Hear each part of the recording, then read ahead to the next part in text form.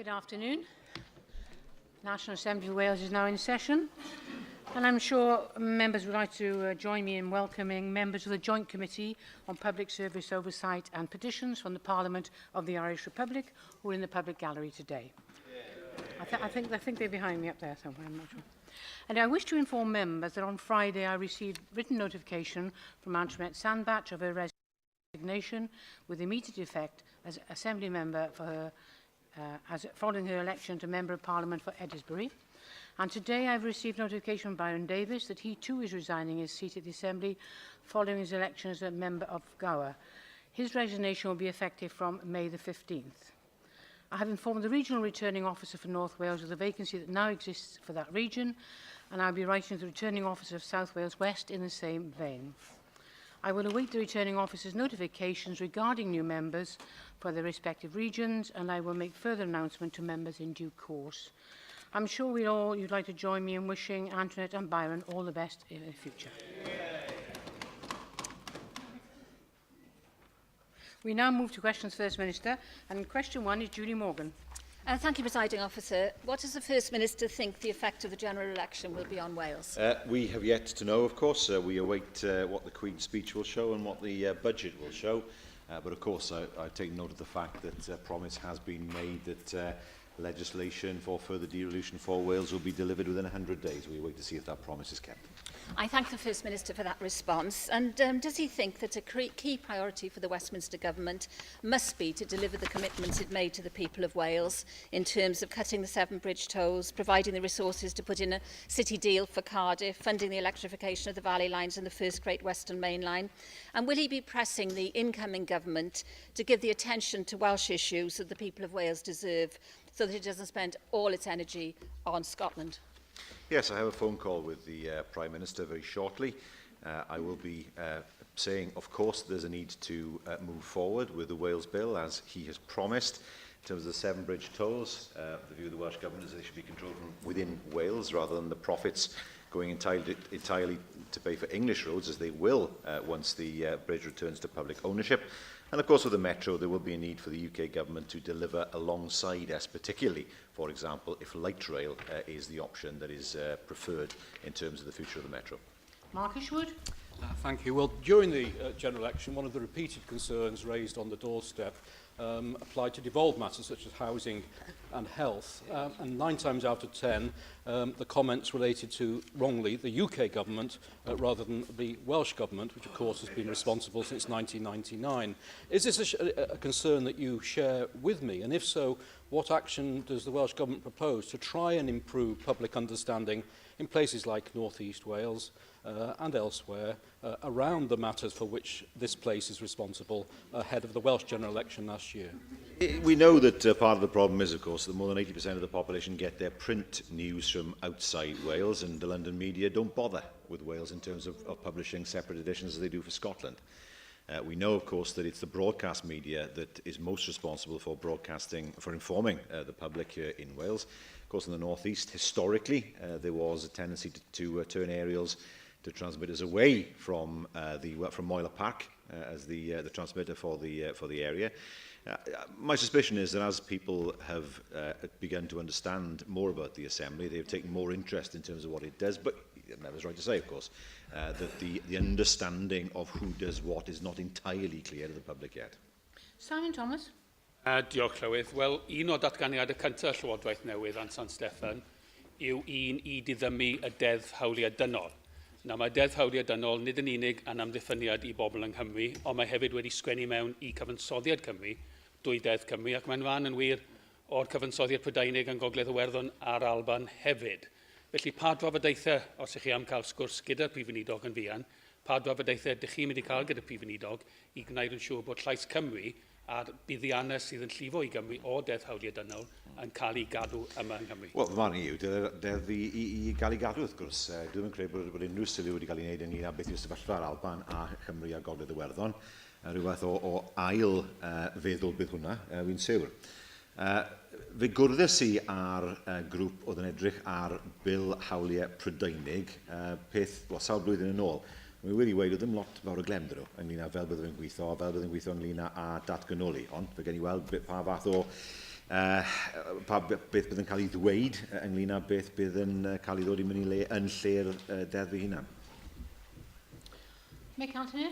First Minister, do you agree with me that we must continue to press for a constitutional convention and as part of that a fair funding formula for all the regions of the UK? And do you also agree that Wales should proactively engage with other regions of the UK to press for change that is of benefit and sustainable for the whole of the UK?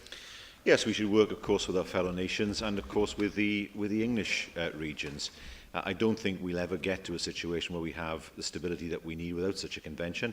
I note the views of my colleague in Northern Ireland, Peter Robinson, who is also in agreement with the principle of a convention. This is not something to be afraid of. This is something to strengthen the constitution of the UK for the 21st century. Question 2, Alan Fred-Jones. Am wnaeth y Prif Weinidog ddatganiad am y cynnydd ymlaen dros y 4 blynedd dwytha mewn perthynas y strategaeth iaith Cymraeg Llywodraeth Cymru. Dros y 4 blynedd diwetha, ni wedi cymryd camau breision wrth weithredu strategaeth iaith fyw, iaith byw. Mae'r camau hyn yn cynnwys datblygiadau nodedig ym meysydd addysg, deddfwriaeth a hybu, a mae'n agor o waith pwysig o hyd i'w wneud yn ystod y 2 blynedd sy'n weddill o'r strategaeth. Eich pwysles chi 4 blynedd yn ôl oedd cynyddu'r niferoedd y siaradwyr Cymraeg a chyfleoedd i ddefnyddio'r Gymraeg. Wel, pa gam o fewn y strategaeth ydych chi wedi amlinellu, ydych chi'n ystyried sydd yn cyfrannu fwyaf i gyrraedd y nod yma? Wel, mae'r egwyddorion, wrth gwrs, yn y datganiad polisi sef bwrw ymlaen, ynglŷn â mha ffordd ni mae'n sicrhau bod y Gymraeg yn iaith fyw, yn iaith sy'n cael ei ddefnyddio, a bod yna newid ynglŷn â'r arfer o ddefnyddio iaith ynglŷn â unigolion a hefyd cymunedau. Jyst un ffordd o wneud hynny yw sicrhau bod na fywoliaeth i'r Gymraeg yn y sector technoleg, a fi wedi gweld wrth gwrs y Gymraeg yn cael ei ddefnyddio, mae'r urdd wedi gwneud gwaith da ynglŷn â'r app sydd gyda'r urdd, mwyn sicrhau bod bobl ifanc yn gweld y Gymraeg fel iaith naturiol i'w ddefnyddio ynglŷn â Facebook, ynglŷn â Twitter. Ni moyn sicrhau wrth gwrs bod y Gymraeg yn iaith sydd yn cael ei siarad, pwysig dros ben hefyd wrth gwrs i sicrhau bod y Gymraeg yn cael ei ddefnyddio fel iaith yn ganrif hyn, fel iaith dechnegol hefyd. Susie Davies? Diolch yn fawr. Prif Weinidog, rwyf wedi clywed heddi wrth gwrs ynglŷn â'ch endid cenedlaethol, ond fel ych chi'n gwybod, mae mater o ddewis o iaith be mae pobl yn mynd ato yn bersonol, hynod o bersonol iawn. Felly, beth fydd eich neges personol chi i adolion a'n sicr sydd ddim cweit yn siŵr eto am werth o ddysgu defnyddio'r Gymraeg? Beth ni yn gwybod yw bod lot fawr o oedolion pob blwyddyn yn dechrau dysgu Cymraeg. Ni hefyd yn gwybod bod yna lawer ohonyn nhw ddim yn parhau i ddysgu'r Gymraeg.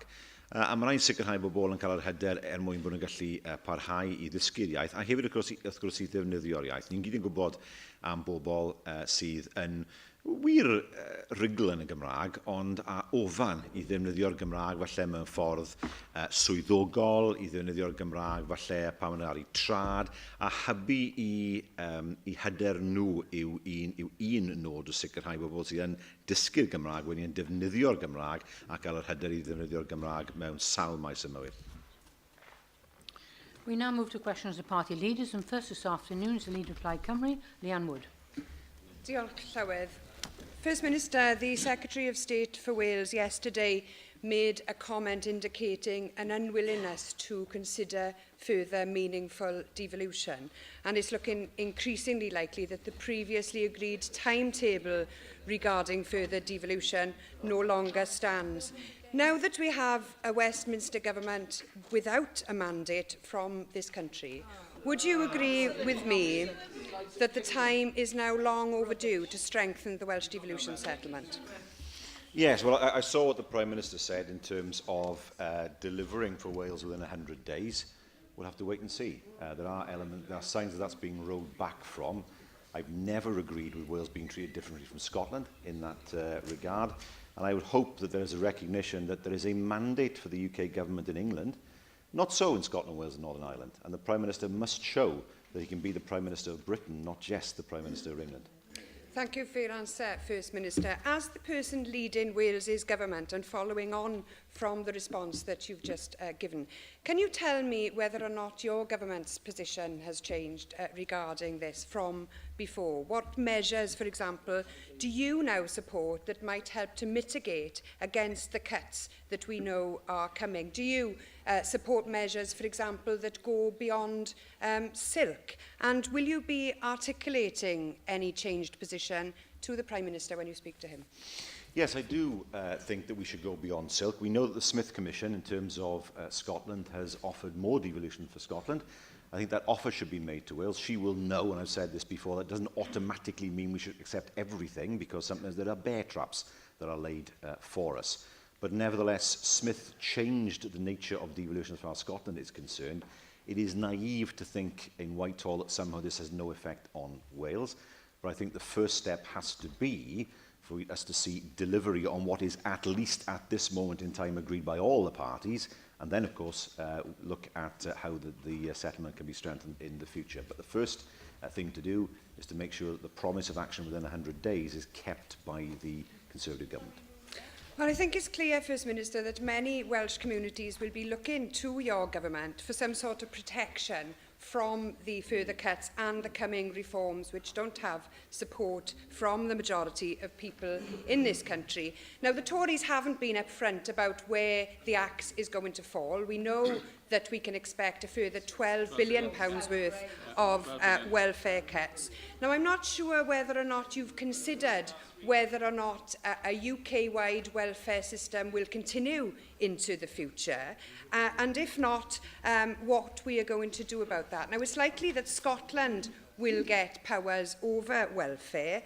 Will powers over welfare be something that you will now be seeking from Westminster for Wales? Well, 2 points. First of all, we don't know what the scale of the cuts will be. We have to wait and see what happens. We have an idea, but we don't know until we see the first financial settlement. Secondly, the welfare system does transfer money into Wales. And we should be very wary about changing a system that provides us with a positive benefit. There is no UK-wide benefit system. Of course, it's a GB-wide benefit system. In Northern Ireland, welfare has devolved, but we see what's happened there is that there's no agreement in terms of what should happen with the bedroom tax, for example, but there's no money to pay for what the Northern Ireland Executive, or part of the Northern Ireland Executive, would want to do. So having the powers is one thing, having the money to deliver on people's expectations is another. And we should examine very, very carefully whether wholesale welfare devolution is actually in Wales's interests if it means we then lose a chunk of money that is at present being transferred into Wales. That said, I do share her concern about what's in the pipeline. Neither she nor me will know what's going to be proposed by the Conservative government. It's a change from coalition, but Conservative government. We will have to wait and see, and then, of course, make our assessment in terms of what it means for Wales.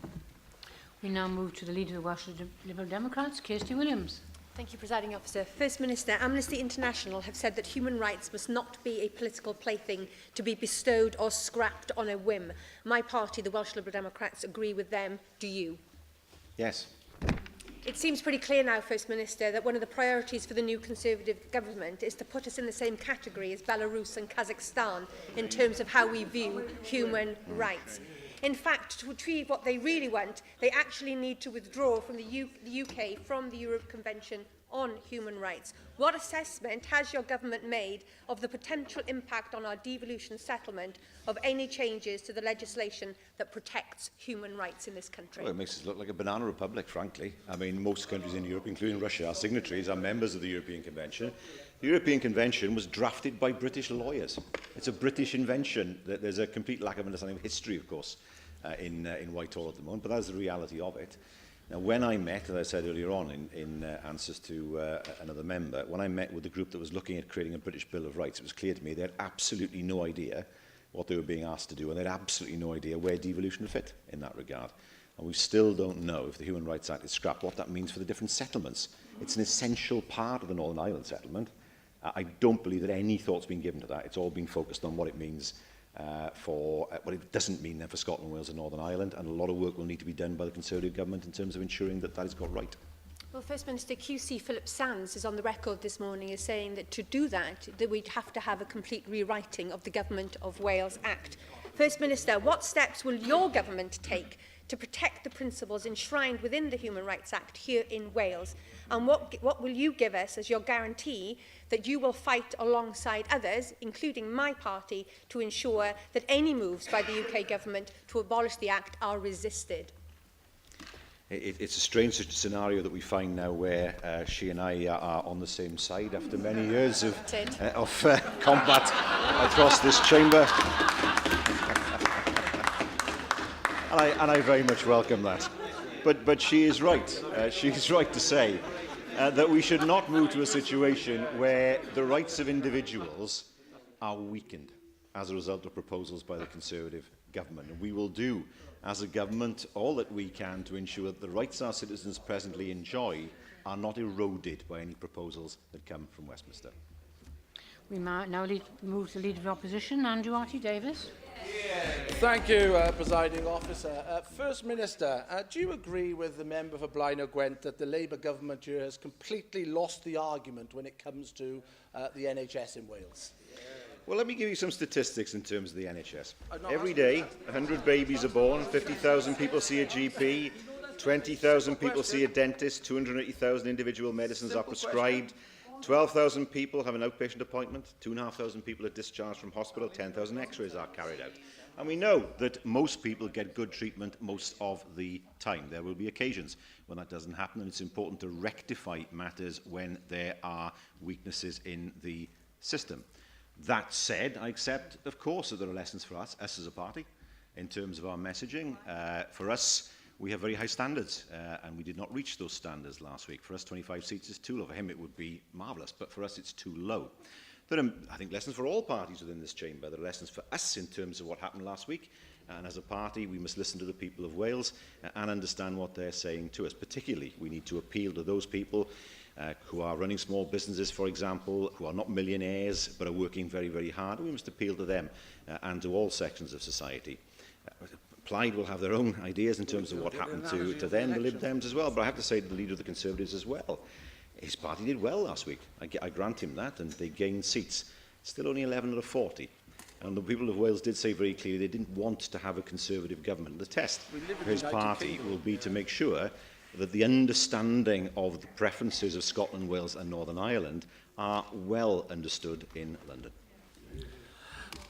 First Minister, we live in the United Kingdom, and the United Kingdom voted for a Conservative government last week, and comprehensively voted for a Conservative government. I'm sorry to hear of your narrow nationalism here today. In response to the nationalists, and in response to my first question, was in relation to what one of your own members had said, that you had comprehensively lost the argument. Also, it is interesting to know that a former employee and advisor to the Public Service Minister and a special advisor to the former Secretary of State for Wales, Peter Hain, David Taylor, said that you were in denial. Well, we can see by your answers that you are in denial. What assurances can we get from you today that you will change tact, you will listen to people's concerns on the NHS, and you will start to address the loss of services in communities, and importantly, the 1 in 7 people who are on a waiting list here in Wales? We hear that message loud and clear, and we will be working hard to make sure that the NHS sees its improvements over the next 12 months. I do not underestimate the worry that some people have in some parts of Wales in terms of the NHS, and as a government we recognise that, and we will be working to deal with that. But I'm worried about what he said about the general election. He cannot possibly claim that he can ignore Scotland, Wales and Northern Ireland and what happened there. There are great dangers there. And one of the issues that has to be addressed is how we keep, and he is in the same position as me on this particular issue, the UK together. Denying what happened in Scotland will not do that.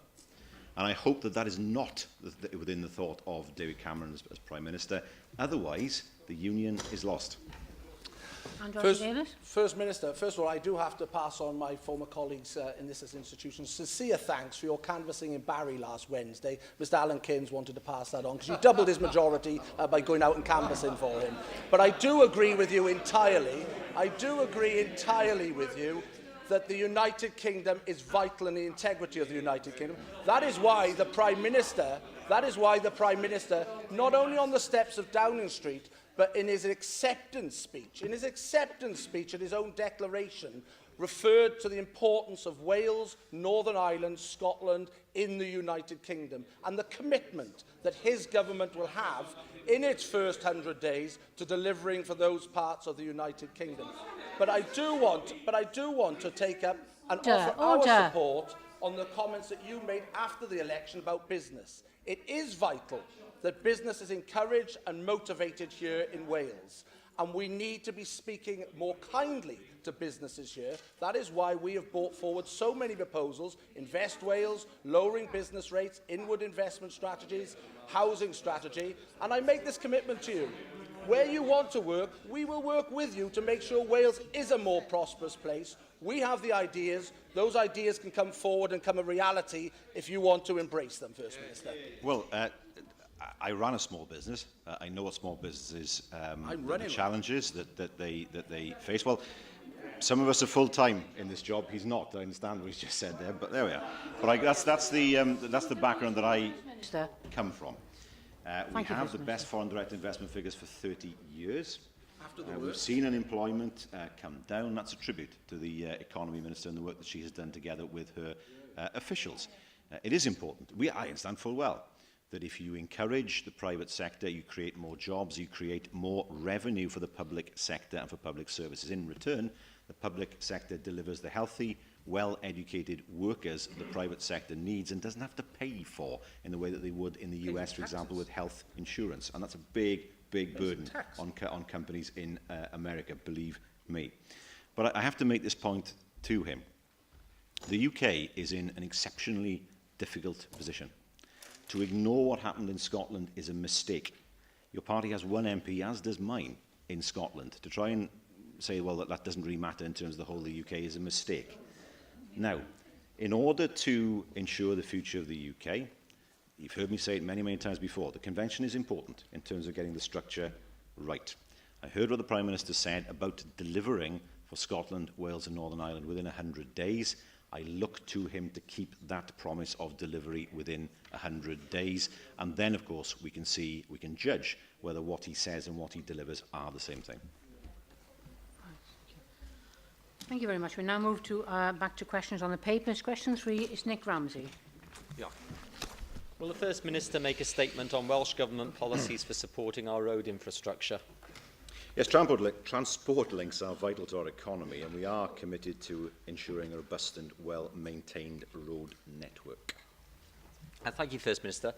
In last week's questions, you indicated that the Port of Newport's major concerns over disruption to their operations by the Welsh Government's M4 Black Route could be mitigated by a new bridge. Now, given that some estimates have already put the cost of your chosen M4 Black Route at over £1 billion, will you give us a current assessment of how much you think that route is going to cost, and how much will a new bridge add to the price tag? Well below £1 billion. The reason why we would not reveal an actual cost at this stage is because we have to negotiate with contractors, and the last thing we would do is declare our hand up front in terms of how much money we're prepared to pay. But it's a long, long way underneath £1 billion. Now, we have to get clarity from his party. His Prime Minister has said that the Brynglas tunnels are, and as he put it, is throttling the Welsh, well, he said the Welsh economy, he means the South Wales economy, and I agree with him, that much is true. But we need to understand two things: whether his party is in fact in favour of an M4 relief road. We don't know that. We know there are different views. We've seen them expressed on Twitter. But secondly, we need to understand what is the best route. Our preferred route, of course, is the Black Route. There are still, of course, issues that need to be addressed. We understand that, but it would not be correct to say that there are easy alternatives that are simply being ignored. There are not. If we're going to get this done, we need to get it right. John Griffiths. First Minister, would you agree with me that one way of supporting our road infrastructure in Wales and easing the pressure upon it is by taking forward policies that will achieve modal shift and get people onto the trains, onto the buses in greater number through, for example, the metro system, and also that if we implement our Active Travel Act effectively to get more people walking and cycling, that too will ease pressure on our road infrastructure? I think that is self-evidently true. when it comes to modal shift, it's easier to get individuals to do it than it is for families, for example, because it's, if there are 4 or 5 of you, it's cheaper to go by car than it is by train. That can be difficult. It's more difficult, again, to get modal shift in terms of freight because of the freight that goes on lorries. So, whilst I agree entirely with him that modal shift is important in terms of taking pressure off the roads, I don't think we can rely on that in terms of the M4. There's a lot of freight traffic on it that can't be moved easily onto the railways, especially on weekends. A lot of tourists coming in with a lot of luggage in their cars, adding to the traffic. Difficult to get them to move onto the trains for physical reasons. As somebody who uses public transport regularly, I'm more than happy, of course, to promote its merits. But I think sometimes you have to accept that where you have a problem, yes, you can use modal shift, you can promote modal shift to an extent, but nevertheless there will be occasions when actually building a new road will be important. The same thing applies, of course, to the Newtown bypass, where it would be unrealistic to expect modal shift to reduce traffic in Newtown, and that's why, of course, we're so pleased to be able to take forward the Newtown bypass and to finance it. Weinidogion Cymru. Diolch. Recently, the Conservatives have been tying in promises of security on funding for Wales, vital for infrastructure spend, to proposals for the devolution of more powers. Now the BBC is reporting that there will be no rush to bring in further devolution, certainly not in the first year of this government. How does that affect your proposals for investing in infrastructure, including road infrastructure in Wales? And how do you plan to lobby UK government on that funding and devolution issue? Well, we don't know. I mean, he is right to say that there has been much talk that there will be a rowing back from the promise that was given. We have to wait and see. But it would be extraordinary if the promise not to move forward with further devolution in Wales was not kept and broken within a week of the government coming into power. You know, I think that would be, people of Wales would find that very difficult to accept, to see a promise broken that quickly. But let's wait and see. From our point of view, we do not accept that somehow Scotland and Wales have to proceed at different speeds in terms of the legislation proceeding through Westminster. If this is going to be done properly, as I've said many, many times before, there has to be a proper four-nation approach to devolution and to the Constitution. Unfortunately, I don't see signs of it so far, and I think that will not be to the UK's good over the next 5 years. Question 4, Keith Davis. Diolch yn wir. A wnaeth y Prif Weinidog ddatganiad am canion y ddarpariaeth o wasanaethau orthodontic yng Nghymru? Wel, ein prif amcan yw sicrhau bod byrdde iechyd yn darparu gwasanaethau orthodontic sy'n cwrdd ag anghenion iechyd deintyddol y bobl. Hwna'n amlwg. A mae adroddiad annibynnol a gyhoeddwyd yn ddiweddar yn amlinellu'r gwelliannau sydd wedi digwydd. Diolch. Wedi wedi cael nifer o gwynion yn ddiweddar bod bobl ifanc ar restr aros am lan i 2 blynedd. Pa drafodaethau gair ar hyn, a pa gyfeiriad ar roddi'r byrdde iechyd i leihau'r aros, a pha gefnogaeth mae nhw wedi amlinellu i wella'r sefyllfa? Wy'n deall bod bwrdd iechyd Hywel Dda wedi sicrhau clinigau estyn mas, outreach, yn yr ardal, a wy'n deall nawr bod yr amser lle mae bobl yn goffa'r aros i gael asesiad wedi lleihau yn sylweddol. So gobeithio wrth gwrs bydd y tren yn parhau nawr wrth gwrs dros y mision nesaf. Darren Miller. First Minister, forgive me, but that answer sounded rather complacent from the Welsh Government. These waiting times for orthodontic treatment have been missed year in, year out for as long as you've been First Minister. Some people in Wales are waiting over 3.5 years to access their appointments with an orthodontist in Welsh hospitals. That is completely unacceptable. If you're so complacent about this, what are you going to do about the general waiting time problem that your government has here in Wales, which was so manifestly rejected in the polls in certain parts of North Wales, particularly in the Vale of Clwyd? Well, he clearly didn't listen carefully to what I just said, but then he wouldn't, would he? Because he had his view that he wanted to put beforehand. Hywel Dda provided additional outreach clinics and referral to assessment. That has reduced significantly. If he listened carefully, he might learn something. And the time has been reduced significantly to some 4 to 6 weeks. That is what we have done. If you listen more carefully, you would get the answers that he seeks. Treatment. Darren Miller. Have you finished, First Minister? Yes. Thank you. Lindsay Whittle. Well, First Minister, you've told us about how dda, and thank you for that, but what specific achievements can you tell us about regarding orthodontics measured against the actual oral health plan? And is any of the oral health plan working? It's clearly doing okay in how dda, but there are such serious inconsistencies in services available across Wales. What's happening with the rest of Wales? We don't just represent how dda, with the greatest respect to how dda. Well, we have been... Well, I mean, I don't want to add to the discord on the applied benches there, but we have been driving through efficiencies and improvements in orthodontic services over the last 3 years. For example, there has been a 59% reduction in the number of assess and review appointments. It's a major efficiency gain. It's meant that health boards have been able to commission an additional 533 patients per year starting treatment. And those actions, of course, are helping to improve the efficiency of the system, and we will continue to drive that efficiency in the future. Question 5, William Powell. Diolch yn fawr, Llywydd. Will the First Minister make a statement on the future prospects for the Welsh rural economy? Yes, we're committed to delivering jobs and growth across Wales, and we recognise the importance of the rural economy. And we provide support for businesses to start, grow and prosper through Business Wales and Farming Connect. Thank the First Minister very much for that response. At a recent meeting of local farmers in mid-Wales, significant concerns were expressed regarding the current lack of grid capacity in the area to connect renewable energy projects. First Minister, what assessment have you made of how many businesses have been dissuaded from inward investment and expansion, particularly in the Newtown Welshpool area, from this current problem? And what engagement do you plan with the newly appointed Minister for Energy and Climate Change, Amber Rudd, in this regard? Well, the Mid-Wales grid is fragile. We know that. It doesn't have a lot of capacity. And we do know that it is a potential brake on growth in the area.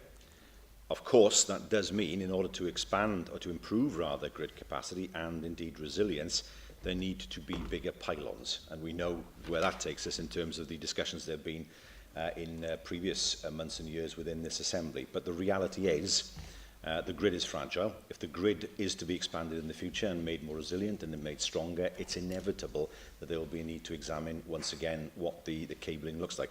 These are matters for the UK government, of course. These are not matters that are devolved, and it's for the public to assess how that balance is actually created between, on the one hand, the need to ensure resilience and greater capacity, and on the other hand, the visual impact of what that capacity would mean. Russell George. Thank you, Presiding Officer. You have referred, First Minister, to the grid being fragile and this being a barrier to businesses that need an increased supply. But it's my understanding that the proposed project proposed by National Grid is there to only take power out and not to bring power in. But can I just confirm, do you have a different understanding to me? No, as far as the National Grid is concerned, the grid changes that they propose, and it's for the Conservative government to examine, involve primarily the power being taken out of the areas where there are proposed wind farms. Nevertheless, the fragility of the grid in terms of it being able to service businesses is clear. As I say, it's now a matter for him and his party to decide what the grid network will look like in his constituency. David Harris-Thomas. Diolch yn fawr, Bones i Glywydd. Gai ehangu'r cwestiwn i'r mater o raglen datblygu gwledig yn gyffredinol a gofyn i'r Prif Weinidog a all roi sicrwydd i'r cymunedau gwledig y bydd y cyllid arbedwyd gan Lywodraeth Cymru gan y Gweinidog blaenorol i'w ail ddosbarthu drwy ddatblygiadau y rhaglen datblygu gwledig. Y bydd hwnna yn cael ei fuddsoddi yn sylweddol mewn mentrau bydd yn ychwanegu gwerth at gynnyrch amaethyddol. Fel y datblygiad ardderchog gyda diwydiant llaeth sydd ar y foment hon yn dechrau cael ei adeiladu yn rhyd y gwistil gerchwilog yn fetholaithi. Byddwn ni'n erbyn i ddigwydd wrth gwrs a hefyd i helpu busnesau sydd ddim yn rhan o'r sector amaethyddol mwyn sicrhau mwy o swyddi yng Nghymru wledig. So felly byddwn ni erbyn hwnna i ddigwydd ta beth. Un o'r pethau wrth gwrs sy'n mynd i helpu yn fawr iawn yw Superfast Cymru a'r ffaith bod 96% o adeiladau yng Nghymru mynd i gael mynediad i Superfast Cymru erbyn mis Medi y flwyddyn nesaf, a ni yn ystyried ar hyn o bryd fel i gyrraedd y 400 sydd ar ôl hefyd. Ond bydd hwnna'n fuddsoddiad sylweddol ynglyn â'r rhwydwaith band eang yng Nghymru wledig. Question 6, Gwenda Thomas. Diolch Llywydd. Pa gamau y mae Llywodraeth Cymru yn ei cymryd i gefnogi'r sector manwerthu annibynnol? Ni wedi cymryd camau i gefnogi busnesau draws pob sector yng Nghymru gan gynnwys manwerthu. Enghraifft, fis diwetha lawnsiwyd cynllun ryddhad manwerthu Cymru. Hwna mynd i roi gwerth hyd at 1,500 o bunnoedd o ryddhad trethu busnes i safleoedd manwerthu a safleoedd bwyd a diod sy'n gymwys o dan y cynllun. Diolch Prif Weinidog. Ym Pontardawe yn fetholaeth, rydym wedi gweld cynnydd sydyn yn nifer manwerthwyr annibynnol. Fresh to go, decorum a blissful bakes a gallai argymell yn arbennig i tesennau banoffi, i gyd wedi agor yn y flwyddyn ddiwethaf, ac i gyd yn gwneud yn dda iawn. Fel y gwyddom, mae amrywiaeth y stryd fawr yn atyniad sylweddol i dwristiaid. Mewn trefi bach fel Pontardawe, sydd â phoblogaidd o 5,000, mae hyn yn arbennig o bwysig. Mae Llywodraeth Cymru wedi gwneud gwaith rhagorol wrth gefnogi ardaloedd gwella busnes mewn nifer o drefi mwy. A ydych yn teimlo, Prif Weinidog, y byddai o werth i hyrwyddo cesiadau o drefi llai, neu hyd yn oed i greu cynllun newydd i darcedu trefi bach gyda photensial twristiaeth uchel? Wel, mae'n wedi dweud wrth gwrs bod y bids i hunain, mae'n 10 ohonyn nhw, rai mewn trefi sydd yn eitha gwledig, rai mewn trefi sydd yn fwy.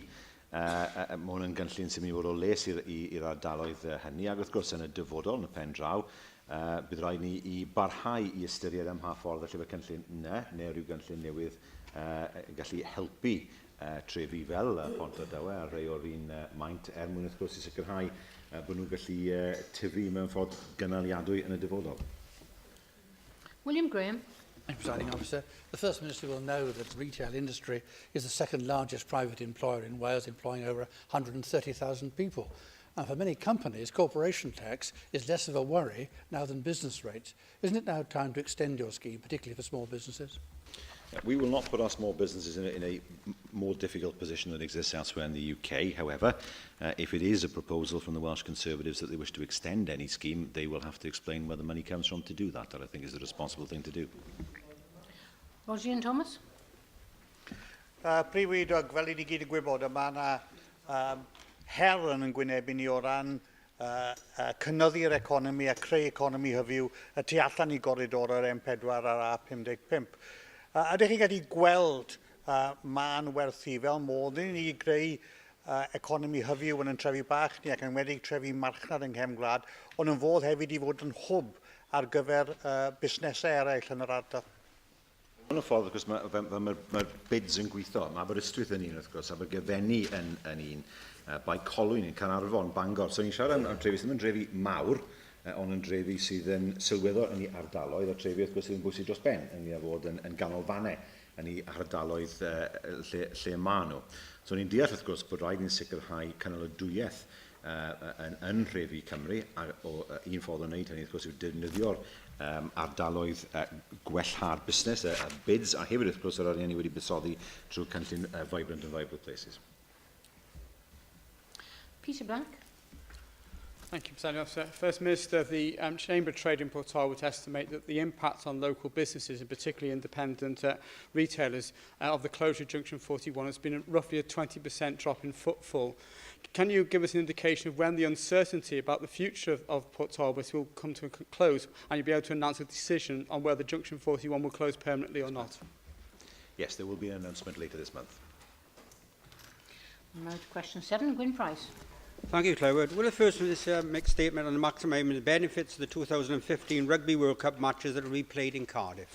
Well, yes, we have been working collaboratively with England 2015 to ensure that the 8 Wales fixtures secure maximum benefit for Wales, including, of course, leveraging once again the increase in Wales's international profile that will arise as a result of the event. Thank you for that answer. First Minister, the Rugby World Cup will be a fantastic opportunity to showcase the very best of what Wales has to offer on an international audience. What action is the Welsh Government taking to encourage fans to visit tourist attractions in Wales? We're working with Visit Britain to encourage official tour operators to include Wales in their fan itineraries. We've taken advertising space in the relevant official travel guides with which visiting fans will plan their trip around the UK. And we're also undertaking marketing activities with selected overseas fans who are travelling to Wales to see their home team play. Mohammed Ashgar. Presiding Officer, further to my friend's question, it is the Rugby World Cup promotes a great opportunity to promote Wales abroad. The fact is, only 3% overseas visitors to the United Kingdom spent a night in Wales. This demonstrates that Welsh government has failed to successfully promote Wales as a tourist destination. What action will the First Minister take to ensure we maximise the full potential presented by the Welsh Rugby Cup promotion in Wales to foreign visitors? Well, we've just had some of the best tourism figures in terms of visitors to Wales we've ever had. So it shows the work that we are doing is working. And bear in mind that when his party was in government in the 70s, in the late 70s, early 90s, the Wales Tourist Board was banned from marketing Wales abroad. So we're not going to take any lessons from people who actually prevented Wales from being marketed abroad, especially as we celebrate the best tourism figures that we've had for many, many years. Bethan Jenkins. Just yn dilyn mlaen o'r cwestiwn blaenorol gyda'r 8 gwlad sydd yn mynd i fod yn wario gemau yma, sef yw'r gwaith Fiji, Iwerddon, Canada. Pa gwaith ydych chi wedi bod yn gwneud yn y gwledydd penodol hynny mwyn ennyn nhw i aros yng Nghymru tra fod nhw'n dod draw fan hyn oherwydd os bod y gemau gyda nhw yn y stadiwm mae'n gwneud mwy o synwyr iddyn nhw i wario ei arian ac i dreulio amser yma yng Nghymru nag yw e i dreulio'r amser hynny yn Lloegr. Wel, i ddyn nhw beth fydd sy'n o'r blaen, ni wedi bod yn gweithio gyda'r cwmnïau sydd mynd i redeg y teithiau i bobl sy'n dod mewn i gwpan y byd mwyn sicrhau bod y teithiau eu hunain yn gynnwys Cymru. Hefyd wrth gwrs, trwy gweithio gyda Visit Britain targedu hefyd yna sydd ddim yn ei drafili fel dod i fewn taith swyddogol mwyn sicrhau bod yn sefyll yng Nghymru ei hunain. Bydd lot fawr o bobl fi'n meddwl yn gwylio'r gêm sefyll dros nos a falle mynd rhywle arall. Bydd rai o'n aros am fwy o amser yng Nghymru a trwy gweithio yn y ffordd wedi gweud yn barod, ni'n hyderus bydd yna fwy o bobl yn aros yng Nghymru o achos y cwpan ei hunain. Ellen Parrott. Josh Lewis. First Minister, according to your statement on the NATO summit on the 16th of December, you said that the Welsh Government had spent £1 million promoting Wales on a world stage using that major event. Can you tell us what analysis you have done of which kinds of activities were most effective in reaching a world audience and how much you anticipate investing in promoting us through the Rugby World Cup as well? Well, in terms of the NATO summit, it was hugely important in terms of showcasing Wales. It was NATO Wales. It worked very well in terms of the fact that many people came to Wales who would not have come to Wales or were coming to Wales for the first time. And it was important to ensure that it was understood that we had in Wales a facility that could host an event of that size, as it did with the Ryder Cup in 2010. In terms of promoting Wales for those coming in for the Rugby World Cup, as I say, we're working with organisations such as Visit Britain to make sure that when people come to the World Cup, they come to Wales and stay in Wales as well. Question 8, Sandy Moyes. Thank you. First Minister, will you provide an update on the Welsh Government's eye healthcare delivery plan? Well, we remain the only government in the world with an eye healthcare delivery plan. There's been significant progress over the last 12 months, and it's a tribute to all those involved, including NHS staff and the third sector. Thank you for that. This lunchtime I was delighted to sponsor the annual Wales Vision Strategy event here in the Senedd, where the Deputy Minister there gave a speech outlining the work of the Welsh Government, which was widely welcomed. Many of the people present have been central in the drive to improve eye care services in Wales, and I know that you recognise their dedication and hard work. But over the next 25 years, the number of people with sight loss is expected to double. So, First Minister, can you provide an update on the work that's going on to ensure health statistics and demographics are being routinely included in NHS needs assessments? Yes, well, the integrated medium-term plans of health boards and indeed our trusts are underpinned by comprehensive needs assessments, and they cover both the physical and mental health and well-being of the resident population. Those plans are scrutinised by the health boards and the trusts and ourselves as Welsh Government to ensure that health statistics and demographics are routinely included in order, of course, to make sure that the plan continues to be effective. Jonathan Saunders. Thank you, Presiding Officer. Minister, the delivery plan acknowledges the need to work on the delays, and that was raised a lot in the plan on patients being seen for follow-up treatment. Will the Minister provide an update on the action taken by your government to work with NHS Wales Informatics Service to develop electronic referrals and electronic patient records for eye care in order to deal with this problem? Yes, we work very closely with them. It's important that the patients involved do not experience any delays, and we have invested £34 million in extra eye care and in terms of primary and secondary care over the past 3 years. And indeed provided new treatment. It was only in 2007 that there was no treatment available for wet age-related macular degeneration. Now, of course, 16,000 courses of treatment are being provided in Wales, and that helped, of course, to prevent sight loss that was caused by wet AMD, a treatment that wasn't available, of course, before 2007. Alan Roberts. Prif Weinidog, dwi'n derbyn bod y galw yn cynyddu, ond yn ôl cynllun gweithredol, mae yna dros 7,800 o bobl yn gogledd ar hyn o bryd yn aros am driniaeth ar ei llygyd, yn cynnwys 568 sydd wedi aros dros 36 wythnos. Felly, os ydych chi'n neud yr holl monitor yma, sut gallwch chi sicrhau pobl yn y gogledd bod y sefyllfa mynd i wella, wrth ystyried ar hyn o bryd, mae prif ymateb y bwrdd iechyd, mae'n amlwg, ydy prynu gwasanaethau o Loegr. Wel, beth sy'n bwysig yw bod bobl yn cael y gwasanaeth yn fy marn ni. O le mynd dod o ynglyn â Cymru neu Lloegr, ni'n hanesyddol wedi defnyddio gwasanaethau yn Lloegr, a dwi'n ddim yn ei newid. Gael ddweud bod 8 mas o bob 10 person yn sefyll llai na 6 wythnos ar hugain, wrth gwrs, ynglyn â thriniaeth, ac o'r rhain, a mae yna hanner hynna to yn aros llai na 1 wythnos ar 10. Ond ni mo'n sicrhau bod ar amser aros yn mynd lawr eto dros y misoedd nesaf. Thank you, First Minister. We now move to item 2, which is the business statement, and I call on him.